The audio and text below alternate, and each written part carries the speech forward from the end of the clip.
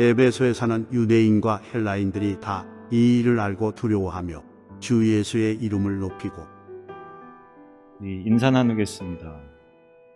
예수 믿고 구원받읍시다.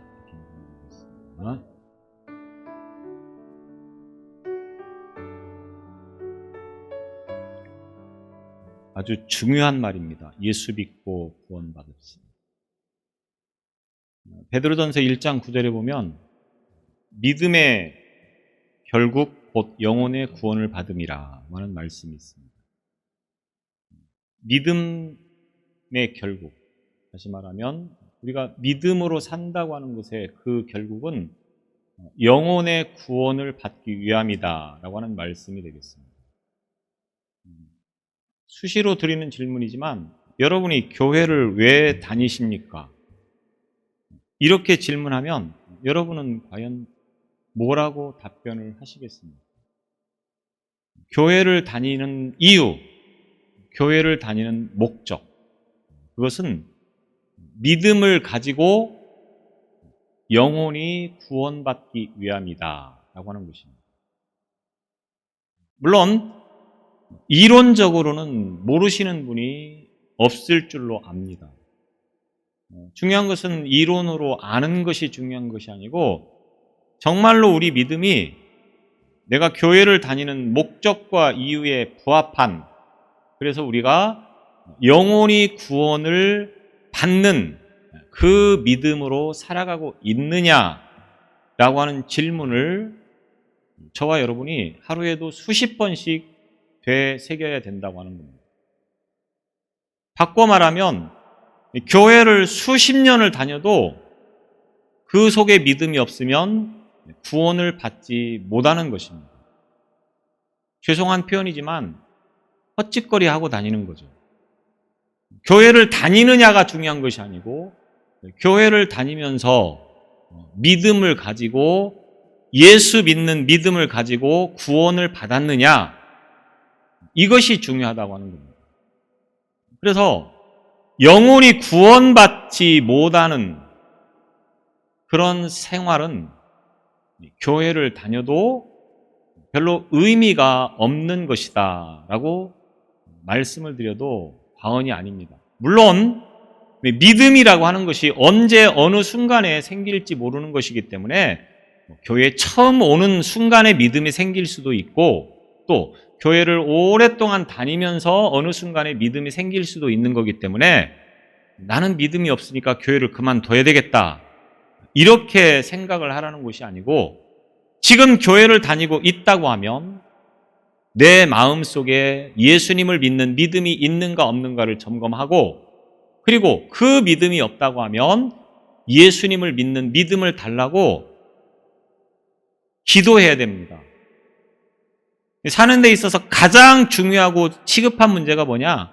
바로 이 믿음이라고 하는 겁니다. 왜? 믿음이 없으면 구원을 못 받기 때문에. 돈을 벌어서 지금 집을 사느냐, 좋은 차를 사느냐, 내가 계획한 것을 이루느냐, 이게 중요한 게 아니라고 하는 거죠. 지금 가장 중요한 거는 내가 믿음을 가지고 과연 구원을 받았느냐, 받지 않았느냐, 이것을 점검해서 구원을 받는 믿음을 가지고 있지 못하다고 하면 오늘 교회를 가지 말고, 교회를 떠나지 말고 이 자리에서 믿음이 생길 때까지 기도하려고 하는 그 마음의 자세가 무엇보다도 중요하다고 하는 겁니다. 만약 그렇지 않으면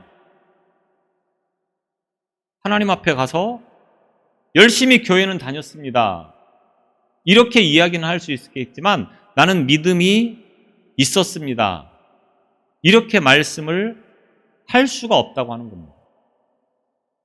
언젠가도 그런 말씀을 드렸지만 나는 믿음이 있습니다라고 하는 자기 확신하고 주님께서 보실 때 정말로 믿음이 있는 것은 차원이 다른 문제이고 이야기가 다른 문제입니다. 내 스스로가 확신이 있다고 하여서 주님께서 보실 때도 과연 그 믿음이 인정받는 믿음이냐 라고 하는 문제는 다른 문제이기 때문에 우리가 그 주님께서 보실 때에 부끄럽지 않은 믿음을 가지기 위해서 날마다 우리는 우리 스스로의 믿음을 주님 앞에 내어놓고 점검을 해야 된다고 하는 것입니다. 그런 면에서 우리가 어떤 신앙인이 될 것인가라고 하는 문제는 어떤 교회에서 믿음 생활을 하느냐라고 하는 것과 매우 중요한 밀접한 관계가 있다라고 말씀을 드릴 수가 있겠습니다. 개인의 구원도 믿음과 무관하지 않다고 하는 겁니다. 왜냐하면 이 땅 위에 교회는 수없이 많습니다. 우리나라만도 5만여 개 이상의 교회가 있다고 합니다. 정확하지는 않을 것이고 그 5만여 개 속에서는 잘못된 교회들도 분명히 많이 있다고 하는 겁니다. 왜냐하면 이단들도 교회라고 하는 단어를 쓰기 때문에 신천지 교회라고 이야기를 합니다. 하나님의 교회라고 이야기를 합니다. 그들은 잘못됐다고 하는 거죠. 예수를 믿는 믿음이 아닌 다른 그런 믿음을 가지고 있으면서 그들도 교회라고 하고 있기 때문에 결국 잘못된 교회에 가는 것은 잘못된 신앙과 잘못된 믿음을 갖게 되는 것이고 결국 이런 것들은 구원과는 아무 상관이 없이 생활하는 것이기 때문에 내가 어떤 교회를 다니느냐라고 하는 것은 참 중요한 문제라고 말씀을 드릴 수밖에 없다고 하는 것입니다.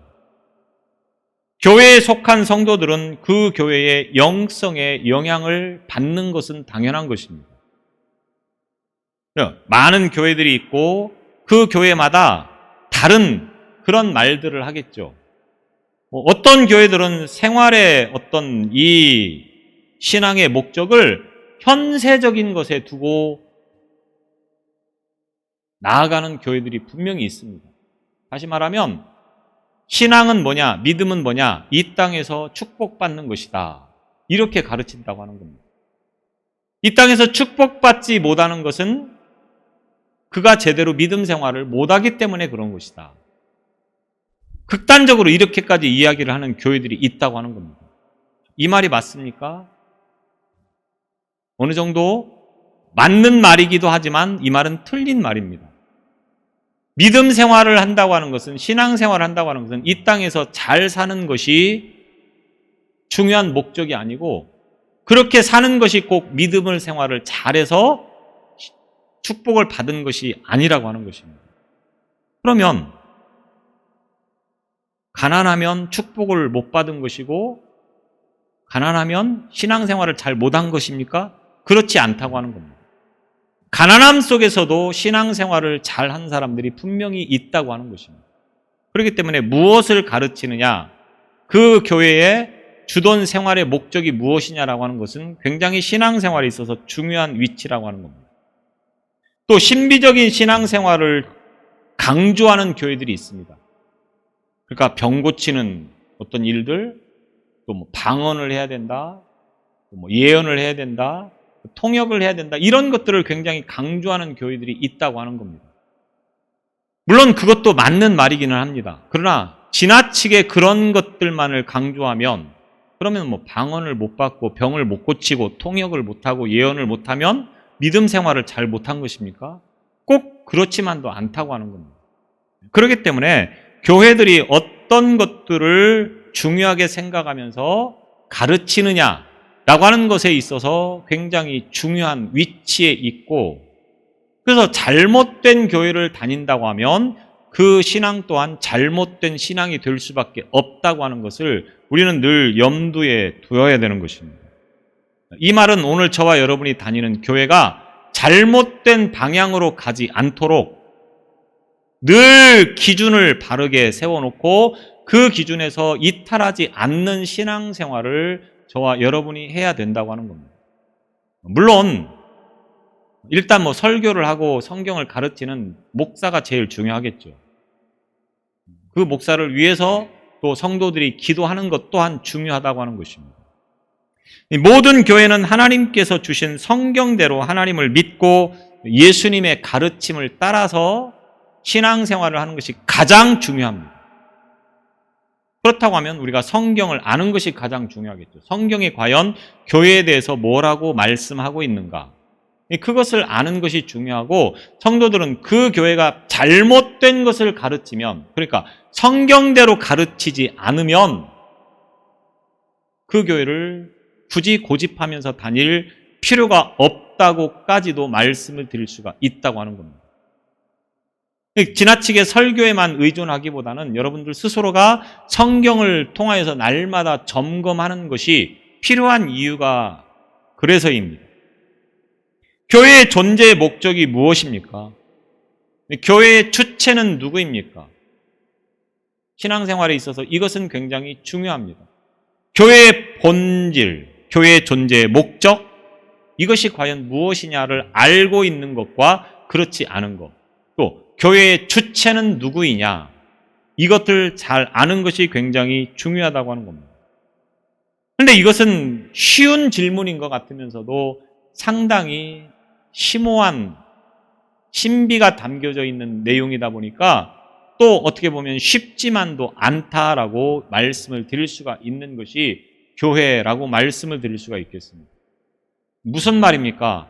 예수님을 믿는 사람, 교회를 다니면서 예수님을 믿는 사람들이 생각하는 교회와 예수님을 믿지 않는, 그러니까 세상에서 교회를 다니지 않는 사람들이 보는 교회와는 분명히 다르다고 하는 겁니다. 교회를 다니지 않는, 예수를 믿지 않는 사람들이 교회를 비난하는 이유는 뭡니까? 그들이 교회에 대해서 잘못 알고 있기 때문에 그렇습니다. 우리는 그 세상 사람들이 비난하는 교회를 사랑하면서 교회를 다니는 이유는 무엇입니까? 우리는 성경 속의 교회를 알고 그래서 교회를 다니고 있기 때문이라고 하는 것입니다. 그런 차이가 있다고 하는 거죠. 그래서 알고 교회를 말하는 것과 내가 알고 있는 것을 기준으로 생각하는 교회와는 분명히 다르다고 하는 것을 우리가 생각할 필요가 있겠습니다. 예수님을 믿고 구원의 은혜를 입었다고 하는 사람들이 교회를 사랑하는 것은 당연한 거겠죠. 그런데 교회를 사랑하지 않는 사람도 있습니다. 무슨 말입니까?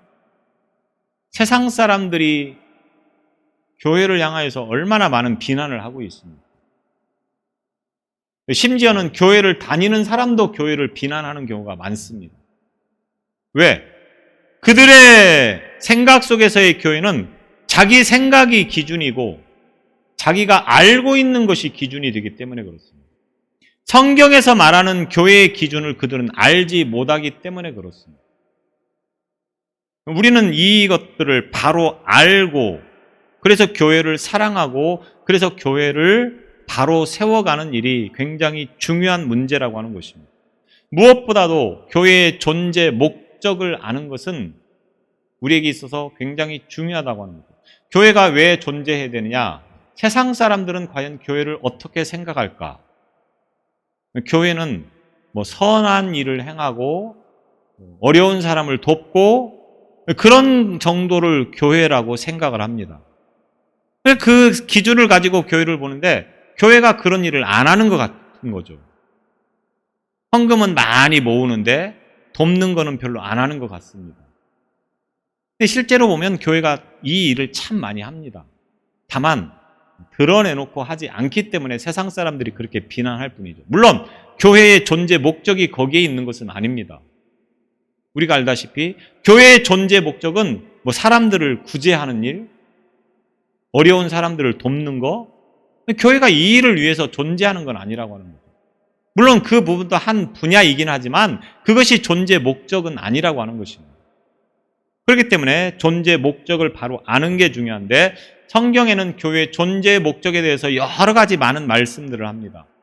근데 저는 오늘 본문을 중심으로 해서 간략하게 교회의 존재 목적이 무엇인가를 말씀을 드리려고 합니다. 오늘 이 사도행전 19장의 말씀은 사도 바울이 3차 전도 여행을 하는 과정에서 에베소라고 하는 지역에서 약 3년여의 시간을 머물면서 복음을 전했던 그 일부의 사건을 말씀하고 있는 내용이 오늘 본문을 중심으로 해서 주어지는 말씀입니다. 에베소라고 하는 지역에서 사도 바울이 전도를 하는데 하나님께서 이 바울에게 굉장한 능력을 주십니다. 그래서 바울이 기도하면 병든 자가 고침을 받고 귀신이 쫓겨나는 일들이 일어납니다. 그러니까 그 모습을 보고 있던 다른 사도 바울의 저자나 다른 예수 믿는 사람들이 사도 바울의 손수건과 앞치마를 가져다가 병든 사람 머리에 얹고, 앞치마를 병든 사람 머리에 얹고, 그렇게 해도 그 병자들이 낫더라고 하는 겁니다. 귀신이 떠나가더라고 하는 겁니다.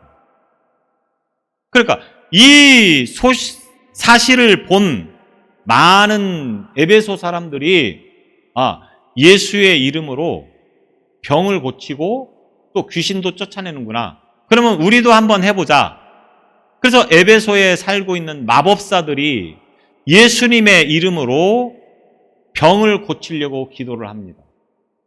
귀신을 쫓아내려고 합니다. 그 가운데 스게와라고 하는 제사장이 있었는데 이 스게와라고 하는 제사장과 그리고 그 7명의 아들이 있었습니다. 스게와라고 하는 이 7명의 아들들이 어느 날 귀신 들린 사람에게 가서 귀신을 쫓아내려고 이제 합니다. 그러니까 그 귀신 들린 사람 속에 있던 귀신이 뭐라고 말을 하느냐?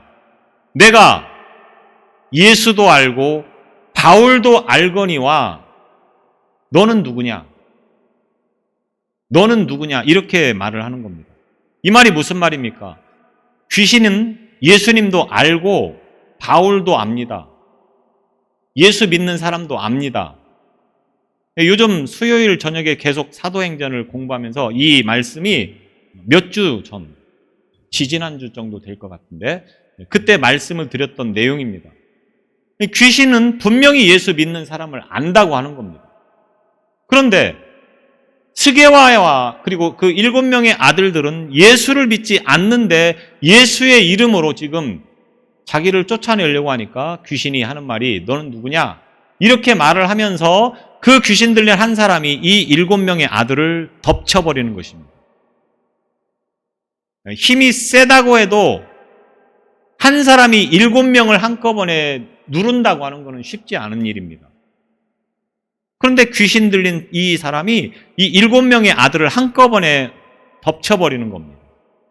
그러니까 이 스게와의 아들들이 깜짝 놀라서 벗은 몸으로 도망을 쳤다. 오늘 성경은 이렇게 표현을 하는 것을 봅니다.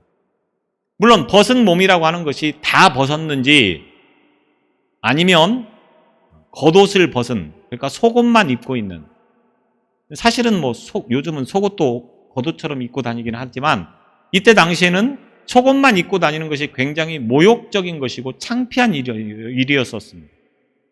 벗은 몸으로 도망을 쳐버리게 되어지는 것입니다. 그리고 이 소문이 에베소 전역에 퍼지면서 어떤 일이 일어나느냐? 오늘 본문의 말씀이 되는 것입니다. 자, 오늘 본문을 다시 한번 보면 에베소에 사는 유대인과 헬라인들이 다 이 일을 알고 두려워하며 주 예수의 이름을 높이고, 이 일을 알고 누가? 유대인과 헬라인이. 유대인들은 바울이 전도를 할 때 가장 방해를 많이 한 사람이 유대인들입니다. 물론 바울도 예수를 믿기 전에는 예수 믿는 사람들을 핍박한 사람이었는데 유대인들은 가는 곳마다 전도를 할 때 바울을 죽이려고 하고 바울을 쫓아내려고 하고 바울을 감옥에 가두려고 하는 일에 혈안이 되어 있던 사람들입니다. 그 유대인들. 그 다음에 헬라인이라는 말은 무슨 말입니까? 유대인이 아닌 이방 사람들. 그러니까 유대인이나 헬라인들의 공통점은 뭡니까? 예수님을 믿지 않는 사람이었다고 하는 겁니다. 이 사람들이 이 일을 알고, 어떤 일? 귀신 들린 한 사람이 스게와의 7 아들들을 덮친 일, 예수를 믿지 않으면서 예수님의 이름으로 귀신을 쫓아내려고 했다가 그 귀신에게 망신당한 이 일을 알고 어떻게 합니까? 두려워하며, 오늘 본문에 두려워하며 이렇게 말을 했다고 하는 것입니다. 오늘 우리 성경에는 그 말이 빠져 있는데 원어 성경을 보면 그들 모두 위에 라고 하는 의미가 이 본문 속에 포함이 되어 있습니다. 그래서 두려움이 그들 모두 위에 떨어졌다. 원어를 번역하면 이렇게 됩니다. 두려움이 그들 모두 위에 떨어졌다. 무슨 말입니까? 예수님의 이름으로 기도를 할 때에 병든 자가 고쳐지고 귀신이 쫓겨나는 일들을 바울을 통해서 볼 수 있었습니다. 그런데 믿지 않는 자들이 그 예수 그리스도의 이름을 빙자해서 병든 자를 고치려고 하고 귀신을 쫓아내려고 하다가 망신을 당했다고 하는 것입니다. 그러니까 이들이 보기에는 예수 그리스도라고 하는 그분이 정말로 대단한 분이구나라고 하는 것을 알게 됐다고 하는 겁니다. 감히 그분의 이름을 함부로 모독해서는 안 되는 것이구나. 그분이 정말로 병든 자를 고치고 귀신을 쫓아내는 분이구나. 이 사실에 대해서 두려움을 알게 되었다라고 하는 것을 말씀하고 있는 것입니다. 교회의 존재 목적이 무엇입니까? 하나님, 예수님의 능력이 얼마나 크고 위대한가를 세상 사람들로 하여금 알게 하는 것이 교회의 본질이라고 하는 것입니다. 하나님이 얼마나 위대하신 분이고 하나님이 얼마나 엄청난 분이신가, 예수님이 어떤 분이신가를 세상 사람들에게 알게 해야 되는 것이 교회의 본질이라고 하는 것입니다. 예수님을 믿지 않는 것이 얼마나 무섭고 두려운 것인가를 사람들이 알게 하는 것이 곧 교회의 본질이고 성도의 역할이라고 하는 것입니다. 그런데 오늘날 어떻습니까? 전혀 그렇지 않습니다. 예수 믿는 사람들이 하나님을 두려워합니까? 예수님을 두려워합니까? 교회를 향한 두려움을 갖고 있습니까? 절대로 그렇지 않습니다. 과연 그 이유가 무엇일까요? 그 이유 가운데 가장 중요한 것은 성도들이 성도답지 못한 것. 다시 말하면 성도들이 하나님을 두려워하지 않고 예수님을 두려워하지 않는 것에 있다라고 하는 겁니다. 무슨 말입니까? 세상 사람들 앞에서 성도들이 하나님을 두려워하고 예수님을 두려워한다고 하면 세상 사람들도 하나님을 두려워하고 예수님을 두려워할 수밖에 없습니다. 그런데 어떻습니까?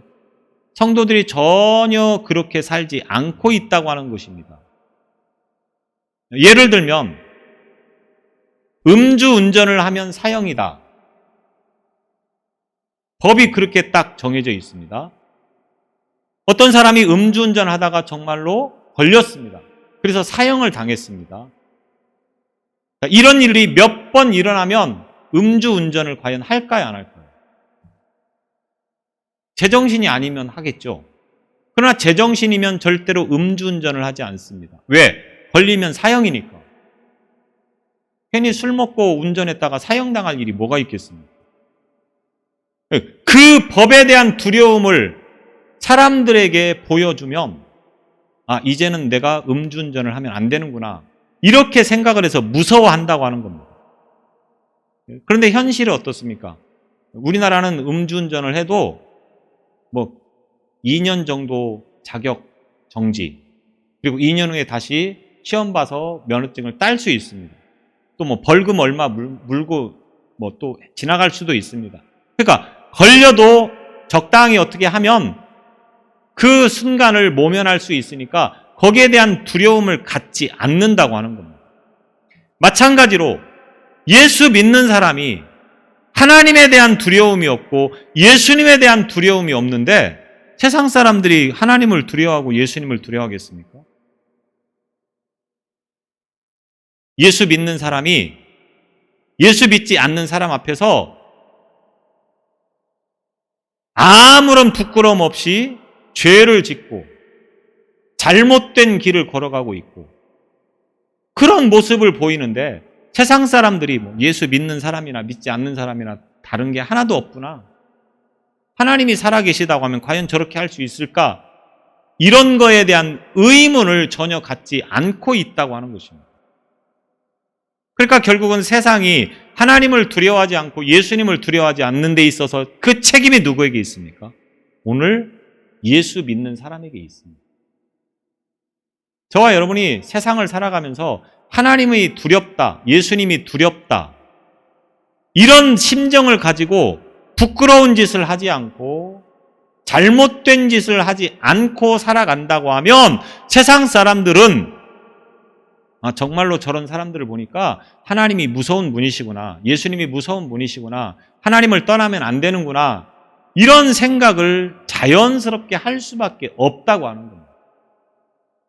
그런데 예수 믿는 사람들이 그렇게 하지 못하니까 믿지 않는 사람들이 당연히 두려워할 이유가 하나도 없는 거죠. 에베소에서 이런 일이 있었던 겁니다.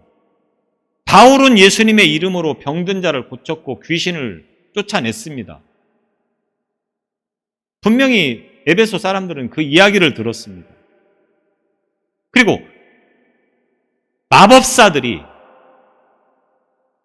예수의 이름으로 예수의 이름만 갖다 붙이면 병든 자를 고칠 수 있고 귀신을 쫓아낼 수 있구나, 우리도 한번 해보자 해서 자기들은 예수를 믿지 않는데도 불구하고 병자에게 가서 예수의 이름으로 나을지어다, 귀신 들린 사람에게 가서 예수의 이름으로 명하노니 귀신아 나갈지어다, 이렇게 말을 했다고 하는 겁니다. 그런데 어떤 현상이 나타납니까? 오히려 귀신이 내가 예수도 알고 바울도 아는데 너는 누구냐? 너는 예수도 믿지 않으면서 왜 예수 그리스도의 이름으로 그렇게 하느냐? 이러면서 오히려 그 사람에게 모욕감을 주고 그 사람에게 창피를 안겨주는 것입니다. 이런 소문이 퍼지니까 믿지 않는 사람들조차도 결국은 예수님에 대한, 하나님에 대한 두려움을 모를 수가 없었다라고 하는 겁니다. 함부로 그의 이름을 쓰면 안 되는 것이구나, 예수님을 믿지 않으면 안 되는 것이구나, 그 사람들이 이렇게 생각을 했다라고 하는 것입니다. 예수 믿고 구원받은 성도가 세상을 살아가는 목적이 무엇입니까? 구원받는 거겠죠. 구원받는 삶을 살아간다고 하면, 정말 구원받은 사람이라고 하면 하나님에 대한 두려움이 있습니까? 없습니까? 예수님에 대한 두려움이 있습니까? 없습니까? 여러분은 어떻습니까? 여러분의 삶의 주변에서 여러분의 모습을 보면서 정말로 하나님이 살아계심을 보여주고 있습니까? 그것을 위해서 오늘 교회가 존재하고 있고 성도가 존재하고 있다고 하는 것을 기억해야 된다라고 하는 것입니다. 하나님은 이 일을 위해서 교회를 세우셨습니다. 그러니까 우리가 이 일을 하지 않으면 교회의 본질을 잃어버린 것이고 제대로 신앙생활을 하고 있지 못한 것이라고 하는 것입니다. 예수님을 믿는 것을 위해서라고 하면 목숨을 거십시오. 목숨을 걸고 누가 뭐라고 해도 예배 드리는 것이 우선이어야 됩니다. 그런데 많은 예수 믿는 사람들이 뭡니까? 내 볼 일 있으면 거기가 우선이고 교회는 가도 되고 안 가도 되고 정도로 생각을 하는 이상 세상 사람들이 뭐라고 하겠습니까? 신앙생활은 저렇게 하는 거구나. 교회는 안 가도 별 문제가 없구나. 이렇게 생각한다고 하는 거예요. 교회 안 가면 죽는다. 예배 빠지면 죽는다. 이런 심정을 가지고 신앙생활하면 그 모습을 보는 세상 사람들은 분명히 하나님에 대한 무서움을 알고 그 하나님 앞에 나오게 된다고 하는 거예요. 오늘 우리 교회가 몇 명 안 됩니다. 처음 시작할 때보다 부흥하여서 배가 되지는 못할지라도 그 인원이라도 지켰어야 되는데 우리가 보듯이 너무 부끄러운 모습인 것은 분명히 사실입니다. 그러나 몇 명이냐가 중요한 것이 아니고 단 몇 사람이라도 진심으로 하나님을 향한 두려움을 알고 그 믿음으로 살아갈 때에 교회는 살아있는 교회가 되어지는 것이고 생명 있는 교회가 되어지는 것입니다. 수천 명, 수만 명이 모여도 그 교회의 본질을 이루지 못하는 교회는 아무 쓸모가 없다라고까지 말씀을 드릴 필요는 없겠지만 여튼 그렇다고 하는 것입니다. 오늘 우리 교회가 이런 교회가 되시기를 바랍니다. 또 두 번째 반응은 뭡니까? 예수의 이름을 높였다고 하는 것입니다. 높이다, 이 말은 위대하게 만들다, 위대하게 생각하다, 이런 말입니다. 이 사건으로 인하여서 예수의 이름이 당시 유행하던 다른 어떤 축사 때 사용되는 이름보다도 위대하다고 하는 생각이 에베소 사람들에게 각인되었다고 하는 겁니다. 당시에는 귀신을 쫓아내고 병든 자를 고치는 일들을 다른 마법사들, 점쟁이들, 무당들, 이런 사람들이 했다고 하는 겁니다. 그들은 내가 어떤 신을 섬겨서 하는 게 아니고 좀 유명하다고 하고 병을 고친다고 하는 그 신의 이름이 있으면 그 이름을 가져다가 이렇게 행동을 한 것입니다. 그러니까 바울이 그렇게 하니까 예수의 이름이 능력이 있어서 그 이름을 가져다가 병든 자에게 안수하고 귀신 들린 자에게 안수하면 병이 고쳐지고 귀신이 쫓겨가는구나. 그러니까 우리도 한번 해보자. 믿지 않는 사람이 그 이름을 가져다가 그렇게 했다고 하는 것입니다. 그런데 어떻게 됐습니까? 오히려 망신을 당하는 겁니다. 바울은 했는데 믿지 않는 자는 안 되더라. 이 사실을 알게 되는 이 순간부터 예수님에 대한 위대함을, 그 이름의 위대함을 그들이 알게 되었다. 이런 말씀이 되어지는 것입니다. 하나님이 어떤 분이신가 드러나는 곳에는 반드시 이런 일들이 일어나게 돼 있습니다. 우리가 전심으로 예수님을 바로 믿고 하나님을 바로 섬기는 신앙생활을 하고 있다고 하면 우리는 그곳에 가서 예수의 이름으로 이와 같은 일을 행하면 반드시 역사가 일어나는 것이라고 하는 것을 이 사건을 통하여서 볼 수 있어야 된다고 하는 겁니다. 그런데 우리에게 역사가 일어나지 않는 건 왜 그렇습니까? 아직 믿음이 없기 때문에. 예수의 이름이 내 안에서 능력으로 나타날 만한 믿음이 부족하기 때문에 그렇다라고 하는 것입니다.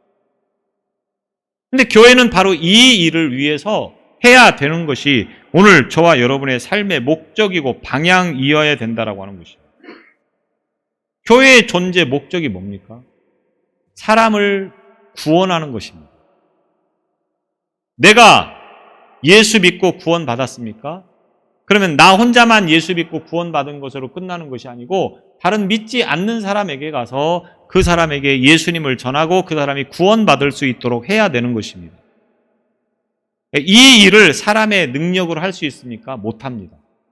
그래서 하나님께서는 그가 정말로 이 간절한 마음을 가지고 가서 하면 오늘 이 사건이 충분히 일어날 수 있도록 역사하시는 분이라고 하는 것을 저와 여러분이 기억하시기를 바랍니다. 교회의 존재 목적이 바로 여기에 있는 것입니다. 수많은 사람들을 구원하는 것. 그리고 이 일을 위해서라고 하면 때로는 기적을 행하시는, 능력을 행하시는 하나님이신 것을 보여주는 것이 곧 교회의 역할이라고 하는 것입니다. 4주년에 오늘 이 감사 예배가 조금은 초라한 듯한 그러한 모습으로 예배를 드리고 있지만 이후로 오늘 저와 여러분이 이 믿음을 가지고 세상을 향하여 나아가시기를 바랍니다. 가서 세상 사람들에게 하나님에 대한 두려움을 알게 하고 예수의 이름을 높일 만한 그런 능력 행함을 통하여서 5주년은 풍성한 그런 감사 예배가 될 수 있도록 저와 여러분이 믿음으로 힘쓰시기를 바랍니다. 우리가 교회가 세워진 이유, 하나님께서 우리를 통하여서 많은 영혼을 구원하는 것에 있다고 하는 것을 기억하시고 이 일을 위해서 더욱더 능력 있는 삶을 살아가는 오늘 저와 여러분이 되시기를 바랍니다. 기도하시겠습니다.